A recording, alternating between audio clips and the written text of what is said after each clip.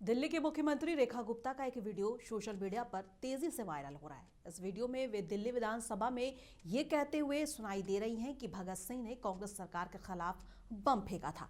Video सामने आने के बाद इस बयान को लेकर राजनीतिक विवाद शुरू हो गया है। आम आदमी पार्टी और कांग्रेस ने मुख्यमंत्री के बयान पर कड़ी आपत्ति जताई है। दोनों दलों का कहना है कि भगत सिंह देश के महान शहीद थे और उनके संघर्ष को गलत तरीके से पेश करना इतिहास का अपमान है। आम आदमी पार्टी और कांग्रेस ने इसे शहीदों का अपमान बताया है। आप नेताओं का कहना है कि बीजेपी इतिहास का रिमिक्स वर्जन पेश कर रही है। वहीं सोशल मीडिया पर भी लोग सीएम की इस ऐतिहासिक चूक पर सवाल उठा रहे हैं। विपक्ष ने मुख्यमंत्री से इस बयान पर सफाई देने और माफी मांगने की मांग भी की है।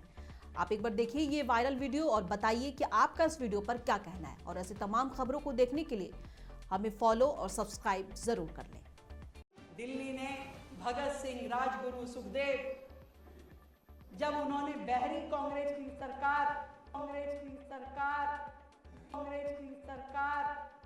के खिलाफ असेंबली में बम फेंका था, उस क्रांति का बिगुल भी सुना है।